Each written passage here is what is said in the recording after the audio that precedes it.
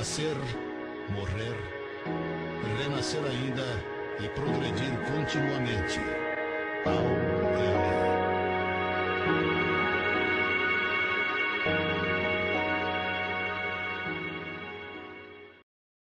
Boa noite a todos.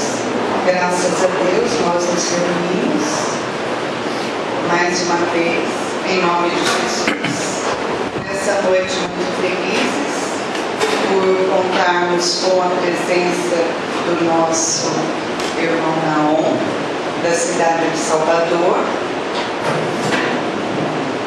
que vem através da USE, fazer a sua palestra sobre Maria de Magdala.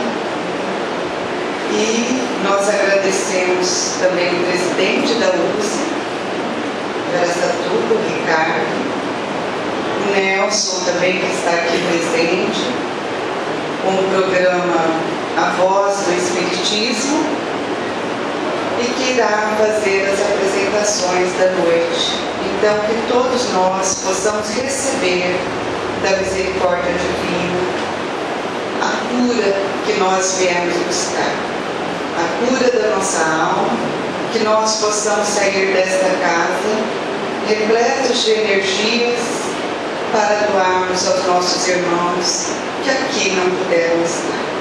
Então elevemos o nosso pensamento e vamos lembrar da figura meiga de Jesus e do seu querido apóstolo, patrono dessa casa, Francisco de Assis. Senhor, fazei de mim um instrumento da vossa paz. Onde houver ódio, que eu leve o amor. Onde houver ofensa, que eu leve o perdão. Onde houver discórdia, que eu leve a união. Onde houver dúvida, que eu leve a fé.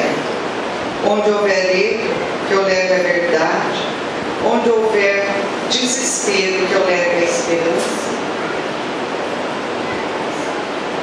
E onde houver trevas, que eu leve a luz. Ó Mestre, fazei com que eu procure mais consolar que ser consolado, compreender que ser compreendido e amar que ser amado. Porque é dando que recebemos, é perdoando que somos perdoados, e é morrendo na tua paz que nascemos para a vida eterna. Que assim seja.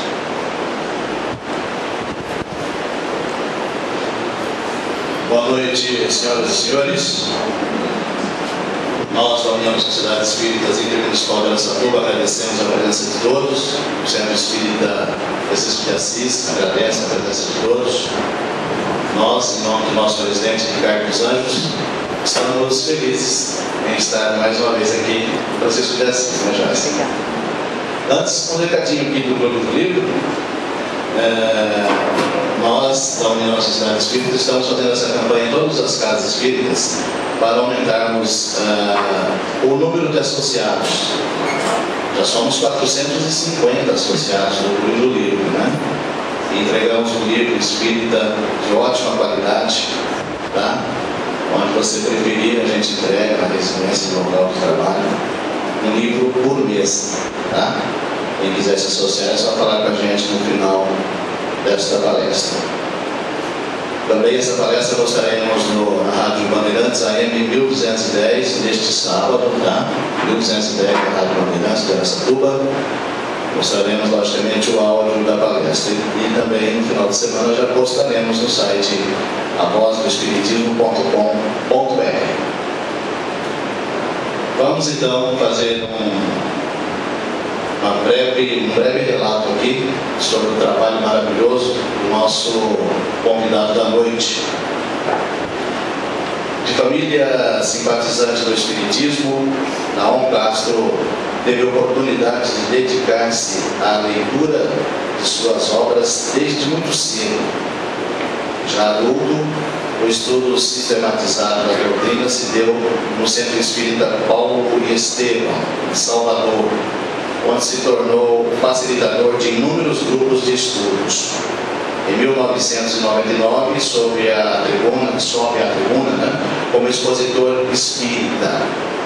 versátil, no lidar com os mais variados públicos, alterna seriedade e descontração no uso do verbo, apresentando a mensagem kardeciana com invulgar leveza, facilitando o aprendizado.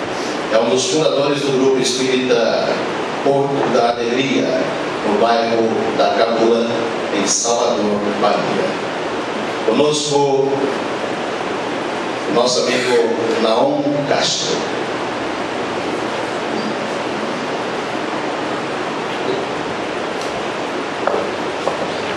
Boa noite a todos. Vocês estão bem? Vamos nos divertir? Eu quero um convite, e faço um convite direto ao coração. Vamos nos permitir hoje colocar um pouco em o cérebro, o cognitivo. E vamos colocar totalmente o nosso coração ao serviço do sentido. Para que essa história das mais arrebatadoras do Evangelho consiga efetivamente produzir os elementos de transformação em cada um de nós. Amém? Vamos lá.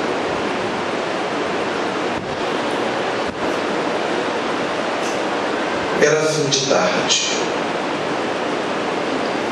O sol lançava as suas últimas luzes sob a lâmina d'água do grande lago, que de tão grande era conhecido como o Mar da Galileia. A língua d'água naquele instante era imaculada pelos remos de um barco impulsionado pelos braços ainda vigorosos de velho pescador, que transportava a mais linda das figuras que aquele mar já conhecia. Os dois, até então em silêncio imaculado, que foi quebrado pelo mais jovem dos dois ocupantes, que, se referindo a Simão o pescador, lhe diz de forma meiga e carinhosa: Pedro, por que escaldas a tua mente com esses pensamentos tão sombrios? E ele, como que tomado das suas reflexões profundas, mergulha nos olhos doces de Jesus e diz: Mestre, eu temo por ti. Jesus, naquele instante, vendo os cuidados, o zelo daquele homem embrutecido, mas que junto ao amor dos amores se permitia ser tocado por uma mansidão, por uma beleza que fala das crianças em nossa vida.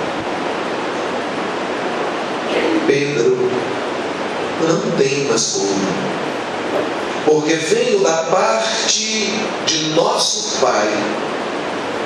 Mas, Senhor, tu andas entre as mulheres de má vida, visitas os ambientes onde malfeitores, onde pessoas que ainda não conseguiram mergulhar na tua mensagem vivem de forma dissoluta no mundo. Certamente Jesus, naquele instante, deve ter pensado: mas eu não vim para os doentes. Mas a palavra de que ele utilizou foi: Pedro, a minha missão, o chamamento que recebi do Pai, tinha o objetivo exatamente de me misturar ao povo, para que o povo comigo pudesse aprender sobre o reino dos céus. Vai Pedro ter algum tempo, e este era um hábito de Jesus quando lançava uma semente. Sem ansiedade, ele aguardava que ela pudesse ser assimilada, pudesse penetrar na alma de todas as criaturas. E Jesus volta então à carga, dizendo: Pedro, essas são as pessoas mais importantes. São aquelas que precisam e que merecem os meus maiores cuidados. Mas, Senhor, as mulheres de má vida, a lei antiga determina que nós as lapidemos. Pedro, que mal tem a fonte, se é o animal que nela vai beber, que ele polui as águas.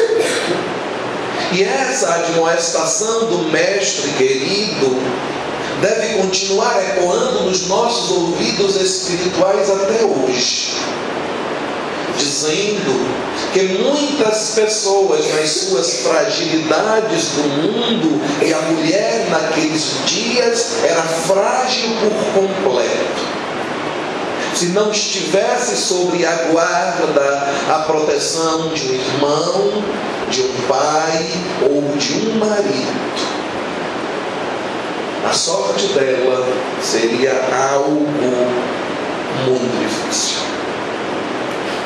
E muitas delas chegavam à prostituição, porque o homem, ao invés de acolhê-la no seu carinho, numa manifestação de caridade, ele buscava abusar da fragilidade que ela apresentava. Pedro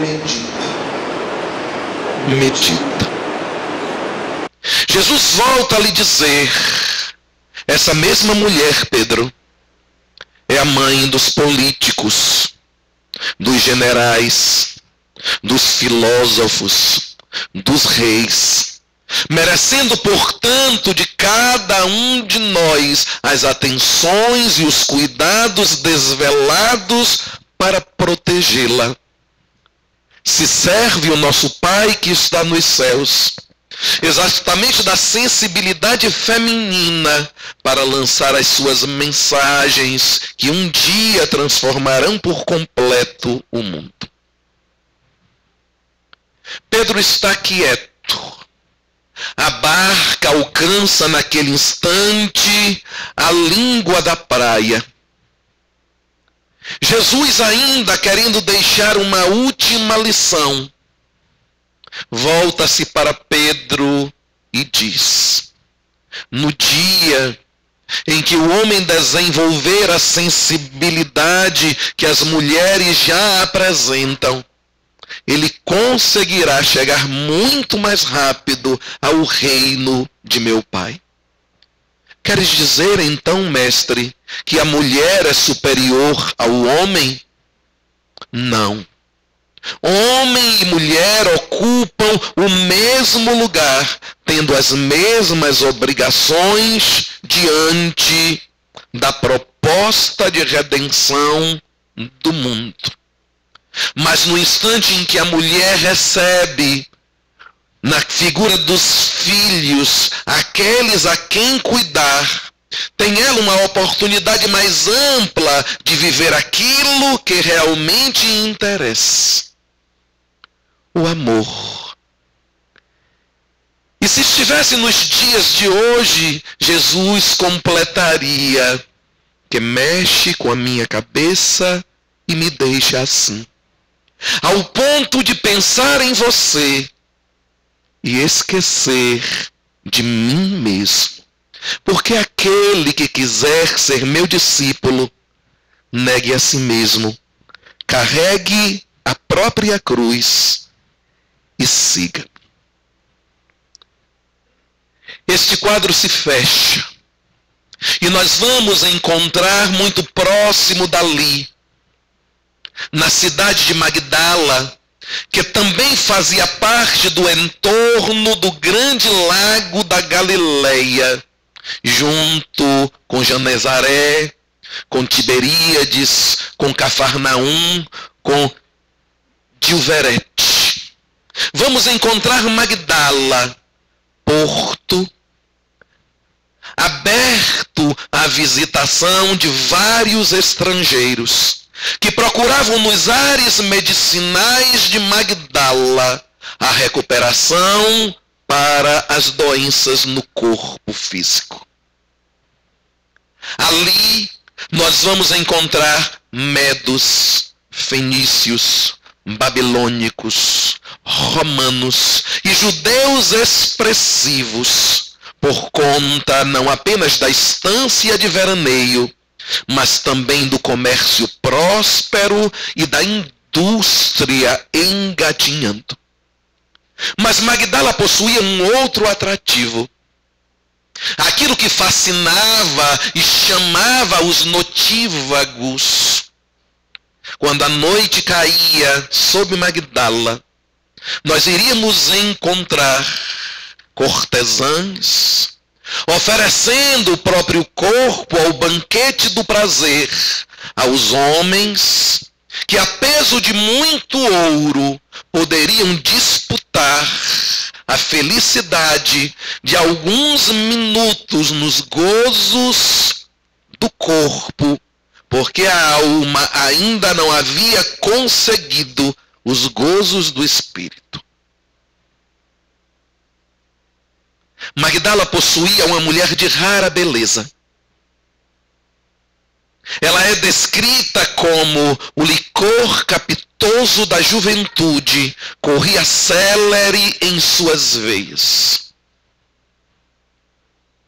Miriam, também conhecida como Maria, a de Magdala, vivia em um palacete de traços arquitetônicos gregos, ornamentado por tudo aquilo que o bom gosto só é capaz de atrair a peso de muito ouro.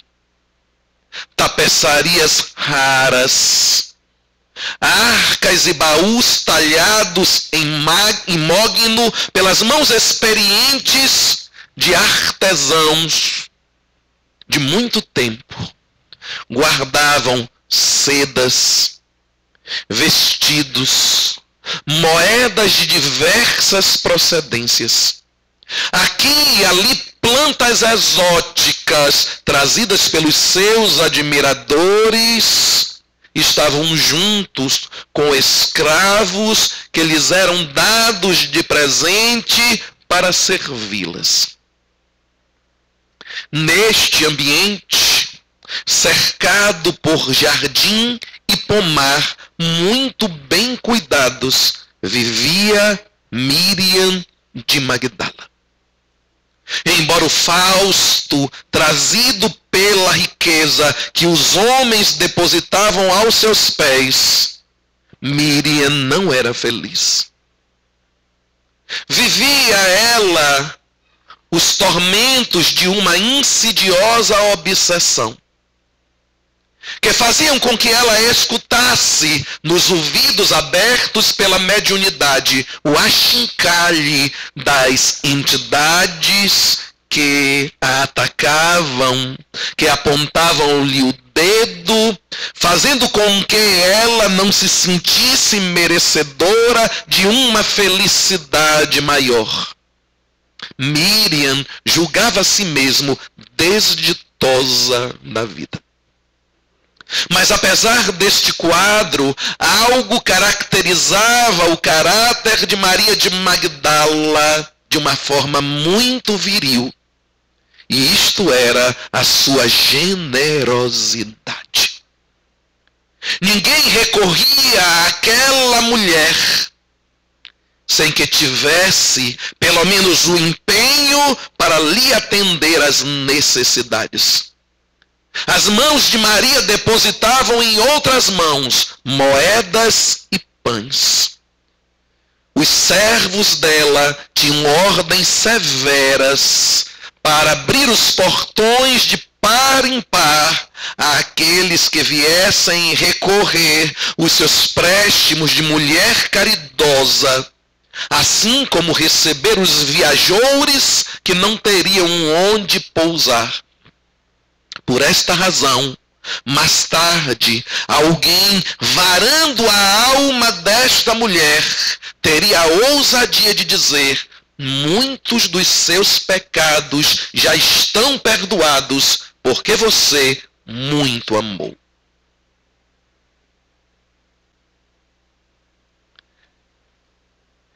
Era noite, e uma das servas prediletas de Miriam vinha com ela trazer o bochicho eletrizante daqueles dias, a passagem pelas paragens do entorno do mar da Galileia de um Rabone, de um homem santo que estava produzindo prodígios, reerguendo os aleijados, emprenhando de luz os olhos dos cegos, limpando a pele dos leprosos. Jesus era alguém que estava na capa da revista Caras daqueles dias. Jesus era grande novidade. Homens e mulheres disputavam o privilégio de estar perto dele. E Miriam escuta pela boca da escrava falar de Jesus.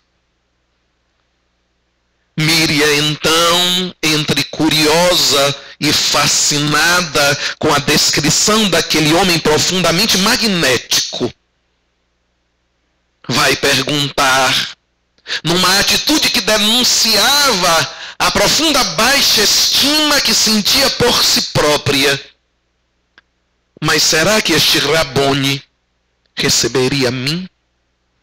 Que sou uma mulher imunda, atormentada por espíritos zombeteiros, receberia a mim? E a escrava, prestamente tocada pela bondade própria do mestre querido, lhe diz: claro, senhora, ele recebe a todos com a sua bonomia, vamos buscá-lo.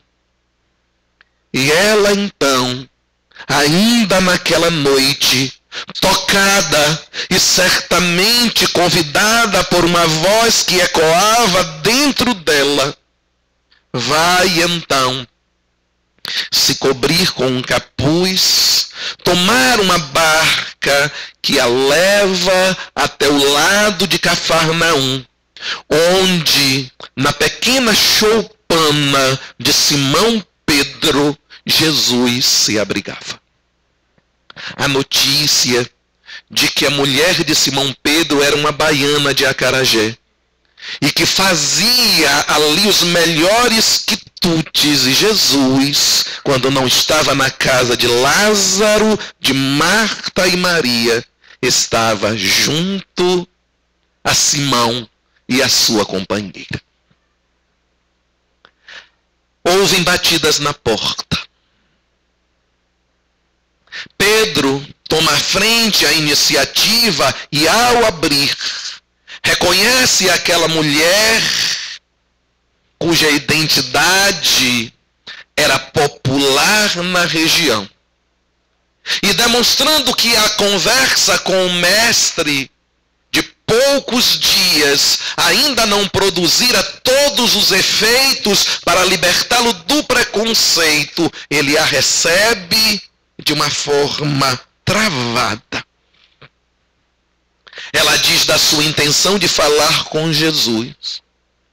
E logo depois vem aquela figura belíssima na direção dela, a lhe dizer que já a aguardava. Entre Miriam.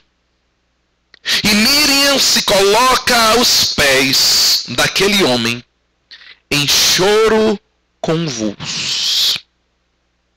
Era a alma que diante do amor desejava, pela primeira vez, se sentir amada por um amor diferente do que os homens vinham lhe oferecer. E Jesus, naquele instante, emanava o amor, porque ele era o amor. Ouvir falar sobre o teu reino através da boca da minha serviçal. E desejo te perguntar se o teu Pai, que está nos céus, receberia a mim, que sou uma pecadora. Jesus, então, acolhendo-a no seu sorriso de bondade, lhe diz de forma poética: Miriam, Miriam, nunca viste as flores medrarem em meio ao pântano? O pântano, Miriam, são as maldades humanas. Mas ainda assim o Pai encontra espaço para que nos nutrientes próprios desta região as flores mais belas cresçam em direção dos céus. Vai, Miriam, e ama. Simplesmente ama. Não com esse amor que o mundo tem oferecido até então. Um amor de interesse. Ama, Miriam, com esse amor que as mães têm oferecido ao mundo. E o choro dela se torna convulso naquele instante, e batendo no peito diz: desgraçada que sou, que devido aos meus desregramentos sexuais não posso ser mãe. Jesus, então, acolhendo as mãos pequeninas dela entre as suas, lhe mergulhando na alma, lhe diz: Miriam, o que será mais feliz para o coração do Pai? As mulheres que se dedicaram aos filhos saídos do seu próprio ventre, ou aquelas que tomaram os seus irmãos de humanidade, aqueles que serão mais tarde chamados dos filhos do Calvário, e passa a amá-los com um devotamento, com um transbordamento que o mundo ainda está distante de conhecer. Miriam, Miriam, só o amor é capaz de cobrir a multidão de pecados. E Miriam então se sente dignificada por aquele homem. Ele lhe apresentava uma nova proposta de vida. Ela precisaria apenas amar. Em júbilo, porque ninguém a resgatara até então, lhe apontando um caminho onde ela pudesse novamente se sentir digna dos céus. Vai ela, depois de lhe beijar as mãos, sorrindo e se afastando, sorrindo com os olhos e fechando a porta atrás de si, e toma da barca de volta a Magdala. E na manhã do dia seguinte, vende tudo o que tem. Indeniza primeiramente as outras mulheres que serviam na sua casa de prostituição. Alforria todos os escravos, indenizando-os igualmente. E guarda para si apenas uma pequena bolsa com alguns recursos, de forma a prover as primeiras necessidades. E como era mulher, um perfume de rara essência, guardado num vaso de alabastro, para que pudesse se lembrar dos perfumes da alma que ela começava a apresentar. A partir deste dia, onde quer que Jesus fosse visto, Miriam de Magdala com ele estaria. Esse quadro se fecha e nós vamos encontrar Jesus entrando em Jerusalém. Os prodígios o antecederam.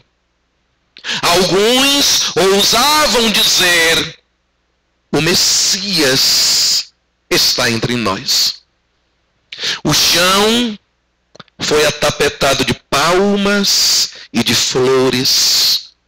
Conseguem um jumentinho para que Jesus entrasse na cidade, não com as armas de um príncipe conquistador. Ele era o Cordeiro de Deus.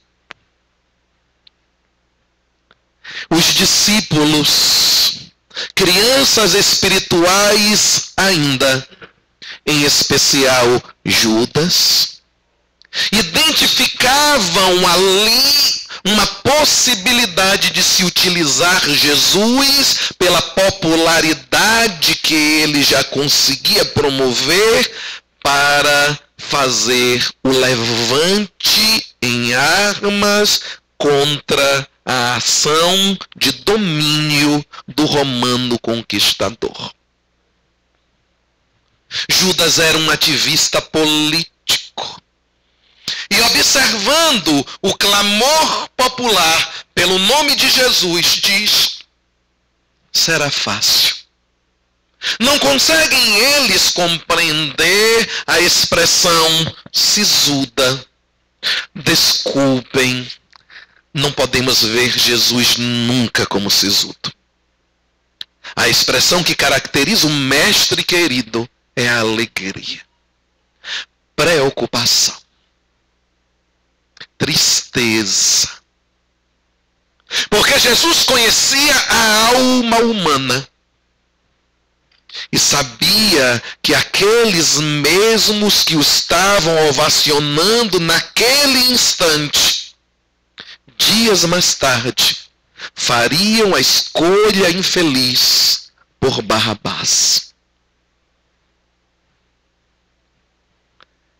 O grupo se reúne e Jesus anuncia entre o pão e o vinho. Jesus gostava de festa, de que ele estava se despedindo, de que logo, logo o Filho do Homem estaria estreando o último ato, o ato apoteótico da ressurreição.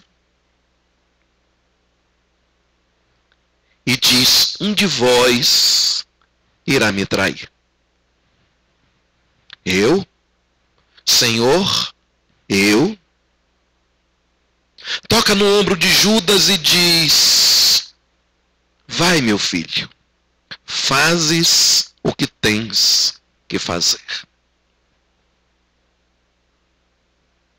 Naquele instante, Jesus os prepara para aquilo que viria depois como convite e ordem do ide e pregai o evangelho. Mas preparando-os naquilo que todos nós ainda necessitamos: amparo, segurança, a certeza de termos alguém ao nosso lado. O ser humano vive de estímulos e nenhum de nós chegará ao próprio Calvário Redentor sem contar com um sirineu que nos ajude a carregar o peso da nossa cruz. Ele diz: não vos deixarei sós. Estarei convosco até o fim dos dias. E nesse instante, embora ainda com as pernas trôpegas, cada um daqueles homens sente o poder que na comunhão com o alto quando nos colocamos em vivência humilde de instrumentos daquele que é todo o poder, eles poderiam espalhar pela terra a boa nova. Jesus é levado ao Calvário, não sem antes experimentar a negação feita por Pedro. Jesus também advertira a ele que negaria: como, Senhor, negaste se eu te amo? Pedro, você vai me negar, não porque não me queira bem, mas porque você é fraco. E quantas das besteiras que nós outros fazemos até hoje, magoando alguém que nós amamos profundamente, não são por falta de amor, mas por uma fraqueza espiritual que não nos permite dar os passos capazes da renúncia ao nosso egoísmo para atender às nossas paixões.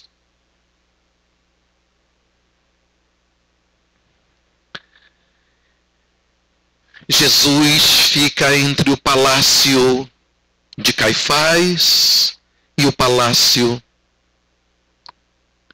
de Pôncio Pilatos. É agredido de todas as formas. A humanidade representada por aquelas pessoas o nega, não deseja, não admite que ele verdadeiramente seja aquele que apresenta o programa capaz de empreender a nossa salvação. Caminhando pelas ruas, bastaria que apenas um único dos inúmeros beneficiados por Jesus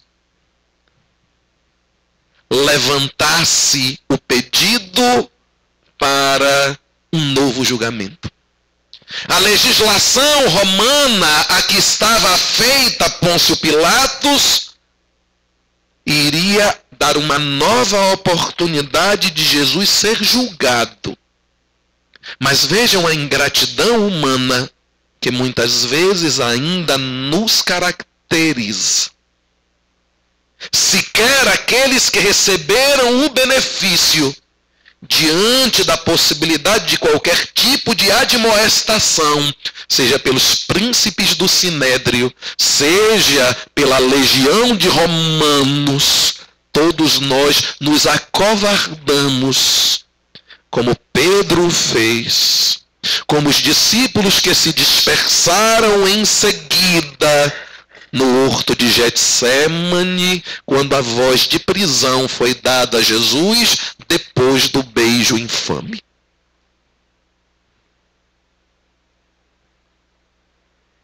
Jesus é preso ao madeiro que é erguido, certo de que os minutos finais se aproximam. Aproveita o tempo para deixar preciosas lições para a humanidade. Uma delas foi: desligue o celular.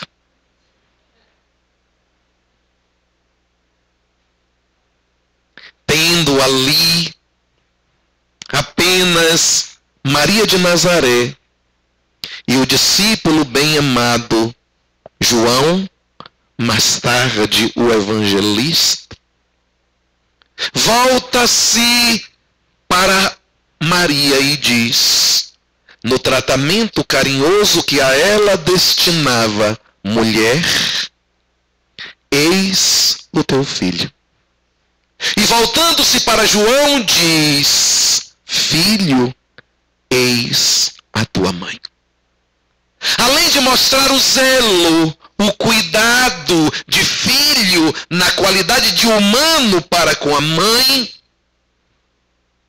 Jesus anuncia para todos nós o dever de fraternidade cristã, de cuidarmos uns dos outros toda vez que alguém de nós necessite.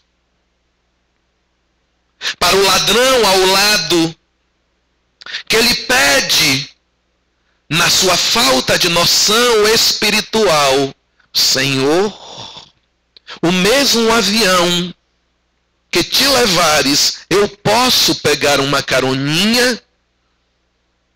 Não. Dimas só irá comigo para o reino dos céus aqueles que tiverem condições. Mas o que foi dito não foi o contrário? Em verdade vos digo, hoje, vírgula, estarás comigo no reino dos céus. Eu vos digo, Dimas, hoje, que estarás comigo no reino dos céus quando você tenha condições. Não seria possível ele, espírito imperfeito, mal saído do mundo primitivo, engatinhando ainda no mundo de provas e expiações, ascender aos mundos divinos? Eu lhe digo hoje, o tempo vai ser marcado pelos teus passos, pela velocidade que você imprimir à sua autotransformação. Jesus expira na cruz, dizendo da indigência espiritual e da ignorância que o seu rebanho ainda apresentava. Pai, perdoa-os. Eles não sabem o que fazem. Somente a grandeza de uma alma assim é capaz de ter esta preocupação. Os céus anunciam numa mudança climática de que nós estávamos negando o amor em nossas vidas. Trovões, relâmpagos, a chuva de tempestade que se abate sobre o Gólgota, o Monte da Caveira, dizia que o amor, na sua materialização entre nós, estava se retirando naquele instante. Aquele que não tinha onde repousar a cabeça, que chegou a dizer que os lobos tinham covis, mas o Filho do Homem não tinha um travesseiro para deitar. Foi recolhido num túmulo emprestado por José de Arimateia. Nem 7 palmos ele tinha por ele próprio. Ali, o templo, por consultar o Velho Testamento e pelas notícias sobre o Messias que rondavam de que ele iria ressurgir ao final do 3º dia, manda que o sepulcro, uma gruta fechada por uma pedra pesada e alta, fosse vigiado dia e noite por 2 sentinelas. 2 soldados do templo foram destacados para ficar ali. Os discípulos escondidos, com medo das represálias, Miriam, junto a Maria, tocada por uma saudade indômita, deseja beijar as mãos, agora certamente frias, do seu Rabone querido. E Miriam, então, juntando flores, vai ao túmulo com amor. E o amor é capaz de fazer prodígios. Chega ela e vê as sentinelas deitadas dormindo, uma de um lado, a outra do outro. Uma pequena fresta na rocha que fora movimentada permitia a entrada de um homem de pé, e Miriam penetra no sepulcro. Para seu espanto, verifica ela que na lápide onde fora deitado o corpo de Jesus, o corpo não estava.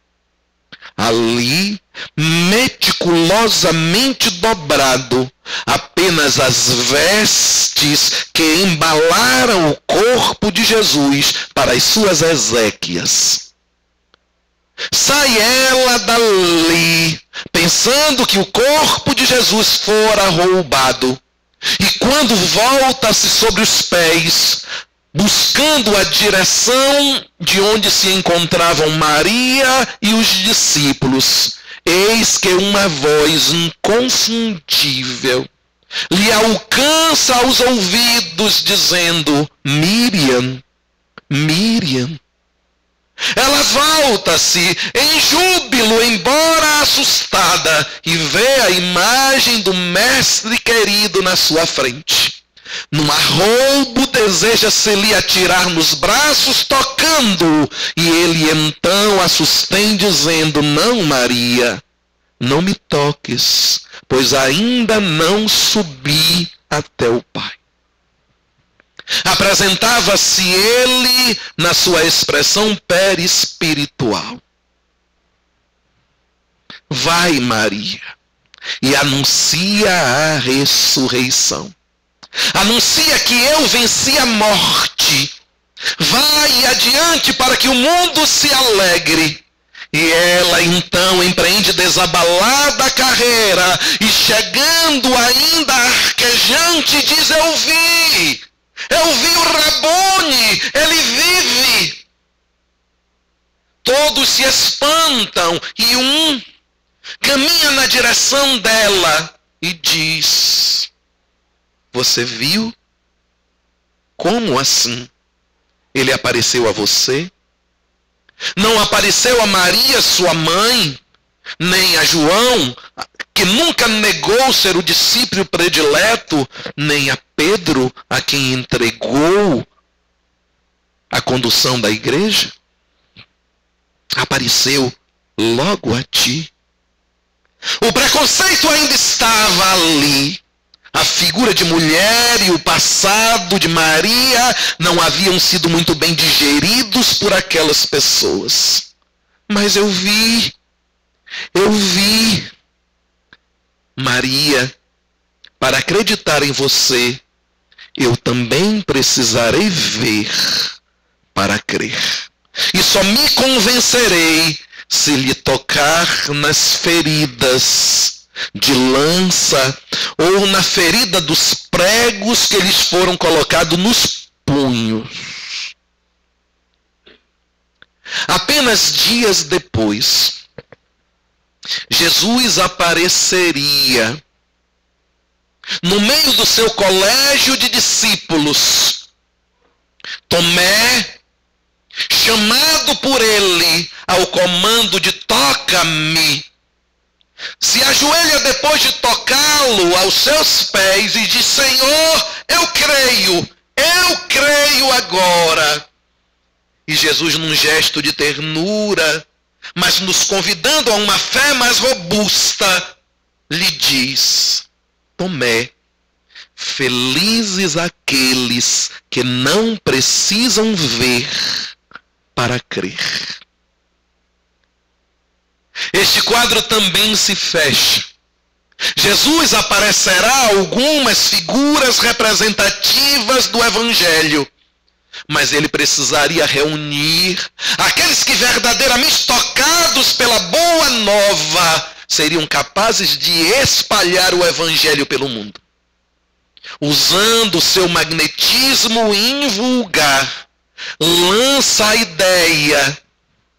E cada um daqueles que ouviu com gosto e se deixou arrebatar pela alma do seu convite ao reino dos céus, sentiu um banzo, uma saudade ainda mais forte, e quiseram caminhar até os sítios prediletos de Jesus, onde ele costumava pregar às massas, em cima de um barco em frente às árvores. E a multidão vai, sem saber por quê, atentando e atendendo àquele chamado mental de espírito a espírito, e quando se vê, se encontra ali uma pequenina multidão que o Evangelho apresenta como os 500 da Galileia. Estes, ou para estes, Jesus se materializou pela última vez e levou aos ouvidos deles o convite de transformação deste orbe através do Evangelho. Ide e pregai o Evangelho. Depois disso, desaparece no céu para habitar o coração de cada um de nós. Os discípulos se preparam. Era preciso que eles saíssem aos pares para espalhar a boa nova.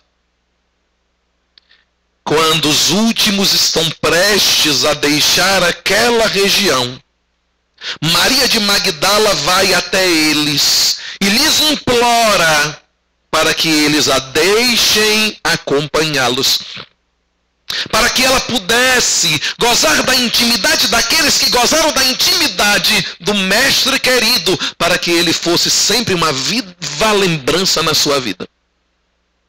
Mas o preconceito não estava resolvido. Aqueles homens não entendiam que ela era o maior exemplo do Evangelho de autotransformação, de reforma íntima, e ainda estavam apegados ao passado. E quantos de nós espíritas fazemos exatamente a mesma coisa, deixando de acreditar nas renovações que temos feito, mesmo depois das quedas abissais em que estivemos. Não conseguimos acolher a alma dos queridos companheiros que erraram aqui e ali, nisto ou naquilo, entendendo-os sempre como velhos homens, quando o Evangelho tem o poder de transformar aqueles que se permitem. E os últimos tomaram a estrada com a alma encharcada e a alma repleta de chão. Todo artista tem de ir aonde o povo está. E eles vão. E eles seguem. E Miriam, triste, começa a caminhar pelos arabaldes onde o mestre pregara. Escuta ela sempre na acústica da sua alma: Miriam, só o amor é capaz de cobrir a multidão de pecados. E ela, chegando à cidade de Dalmanuta, encontra ali um grupo de leprosos que tinham vindo à procura de Jesus, ávidos pelo seu poder restaurador dos corpos. Embora toda vez que Jesus restaurasse alguém, ou psiquicamente libertando das armadilhas da obsessão, ou curasse os organismos físicos para dar a essas pessoas um ânimo maior, ele desejava curar as almas. E ela vai ter com os leprosos. E envolvida pelo amor convite que o Cristo lhes fizera, lhes conta que Jesus não estava mais conosco, a não ser em espírito. E quando as autoridades romanas enxotam os leprosos dali, na direção dos vales onde eles eram obrigados a viver, Eis que Maria, sentindo Jesus de forma ainda mais viva, lhe dizer, ama Maria, ela segue com eles. E passa a ser a cotovia, a falar sobre as belezas do reino dos céus que ouvira dos próprios lábios do mestre querido. Vai ela então amar aqueles homens cujos pedaços do nariz, das orelhas, as chagas que pululavam em todo o corpo, fétidas, contrastavam com a beleza primaveril daquela menina mulher, até que ela, por sua vez, com o passar do tempo, vê o primeiro sinal da lepra também na sua pele. E nesse instante, Jesus, de forma mais viril, lhe diz na acústica da alma, ama Maria. Quando as forças, pelo galopar da doença, já se encontram tomando-lhe as energias físicas, e sentindo que em breve a morte lhe convidaria a atravessar para os portais da nova vida, sente ela uma saudade ainda maior daqueles lugares que lhe lembravam o amor dos seus amores. E resolve ela tomar as estradas poeirentas da Galileia e seguir para os sítios prediletos de Jesus. E quando chega ali próximo ao mar, no esgotamento final das suas forças, eis que um casal de cristãos a acolhe e o mundo espiritual se abre. Ela vê uma luz de majestática beleza caminhando na sua direção. Um coral de anjos de um lado e de outro.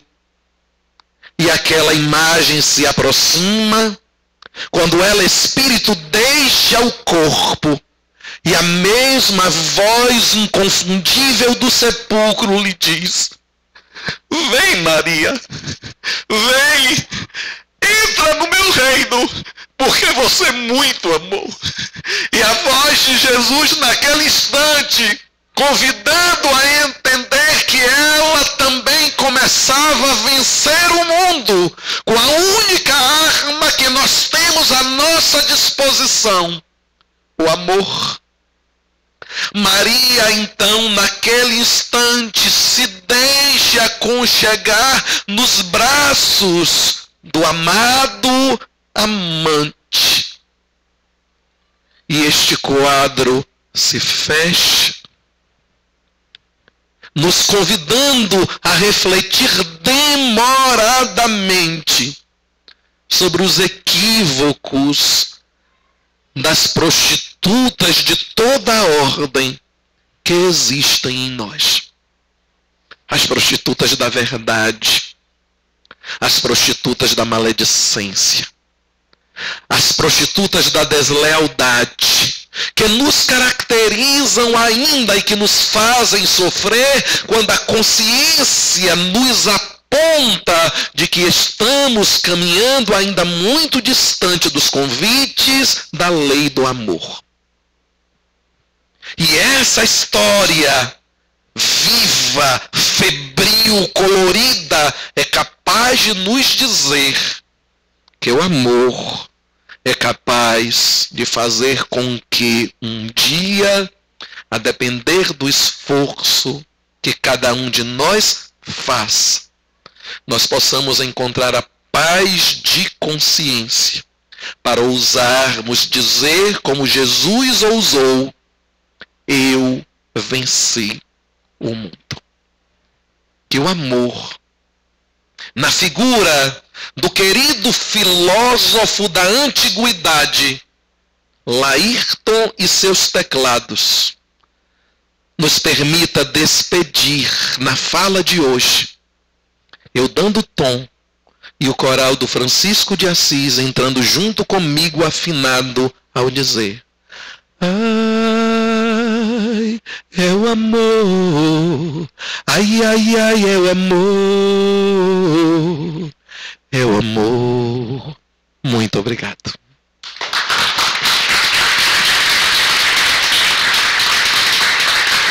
Obrigado. Eu desejo agradecer a confiança dessa instituição e do órgão agregador das sociedades espíritas que envolvem esta cidade e o seu entorno, de trazerem alguém não conhecido por vocês, com o objetivo de oferecer algumas ligeiras palavras. Uma das coisas que mais aquece o meu coração é a demonstração de confiança que eu tenho recebido.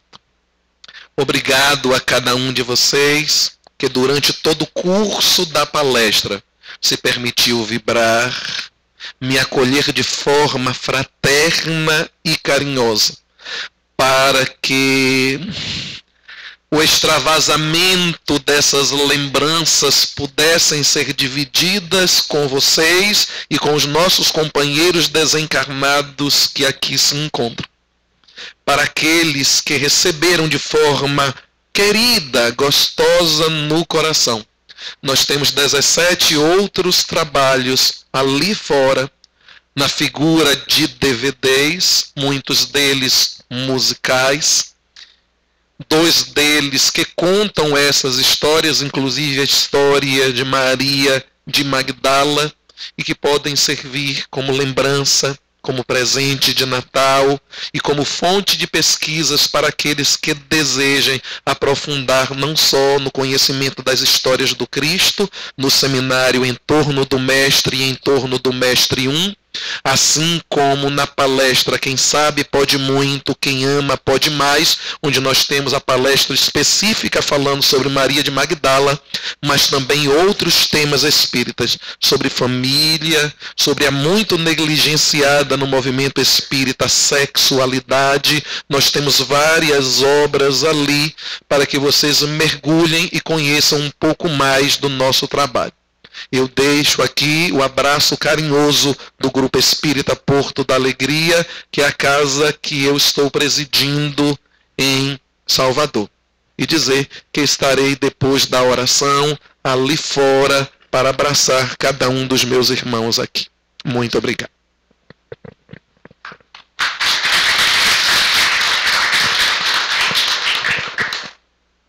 Então, enquanto não estiver lá fora, não é? Nós também estaremos transmitindo o passe, né? Para quem sentir a necessidade, para quem quiser.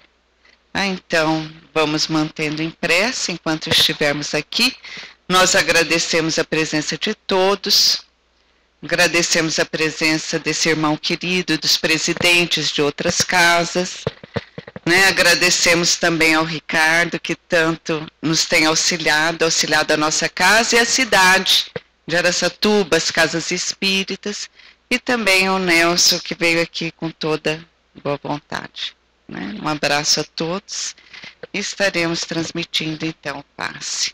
Pai nosso que estais no céu, santificado seja o vosso nome. Venha a nós o vosso reino, seja feita a tua vontade, assim na terra como nos céus.